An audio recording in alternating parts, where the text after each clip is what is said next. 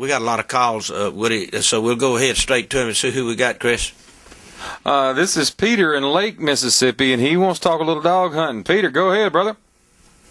Well, I got a phone call from Magnolia from Ricky Allen Friday saying there was a bill to ban the running of dogs, and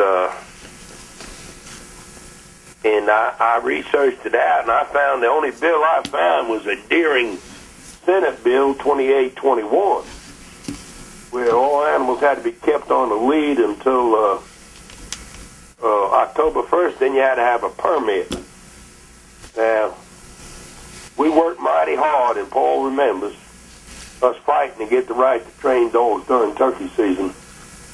And I don't know who Deering is, but if he's going to try and push a bill to stop us from running dogs, he's committing political suicide. All right, now hold on. Deering was not reelected. Well, this is the bill.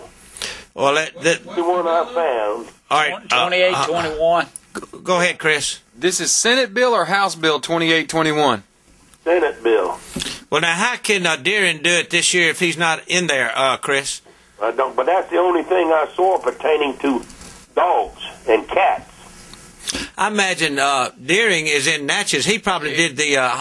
That's an old bill. There's nothing in front of our legislature at this point in time. Senate Bill 2821 was filed 2 years ago, and it doesn't exist anymore. It died? It died in committee. Okay, now...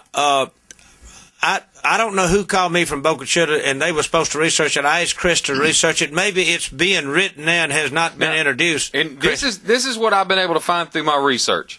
The Mississippi State Legislature's webpage has a full text search of every single bill that's introduced, both House, Senate, dead, not dead, whatever, for the current legislative session. I searched hunting. I searched hunt. I searched dog. I searched dogs, as in plural. I found nothing. Okay, but that doesn't mean somebody's not writing one and can still introduce it. That's correct. So we're trying to offset that. That's what we're trying to do then. That's right. Because, yeah. Paul, you helped us, and we worked mighty hard when we fought them over training dogs during spring turkey season, and you were a great help to us. In fact, I spent an hour on the radio with you one time, and I appreciate your effort. But when you think of the sporting dog industry in the state of Mississippi, and we got world champion coon dogs, world champion squirrel dogs, world champion pointers. I don't know about beagles. We probably got world champion beagles. And the sporting dog industry is a big deal in this state.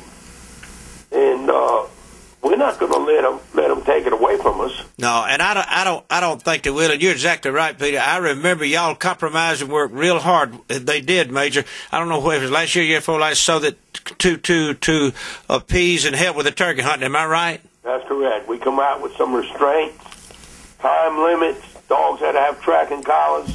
Had to be out of the woods at 3 o'clock in the morning. Mm-hmm. And as of now, and this has been probably 4 years or 5 years now, we haven't had a complaint yet. That's great, and I appreciate y'all doing that. I appreciate you calling. I'm sure we're going to get more calls. Where are you, Peter? I'm right outside of Forest at Lake, Mississippi. Okay, well, keep listening, because I would like for somebody to call in, and Colonel, and tell me how that thing went down there in the Homochitto. I guess that's over now, whatever it is they were doing, Woody. Maybe somebody give us a call. I don't know. Well, thank you for calling. We'll stay in touch, brother. Thank you. Bye-bye. All right, don't be messing with Old Blue. 1-800-251, 1-800-251-5891. Pound 444 if you see Spire Wireless. You can email us, paul@letsneedle.com, or send us pictures, and we'll get it on our television show or radio show. All right, some of you folks over there now in that Homochitto area, if you were aware of that, I had any kind of association with what went on about it. And again, Woody, it was to put on all dogs had to put the collars. Was that correct? Was that what it was? To my understanding, yeah. And only hunted the Homochitto National Forest. Right, whether it be a squirrel dog, or you were rabbit hunting, or deer hunting, or duck hunting, your dog. Well, they had weren't to have trying a to stop tracker on. hunting with dogs. It was just trying to, Colonel, I guess. They were trying to meet the landowners that had land in there and try to help both user groups, the still hunter and the landowner and the dog hunter.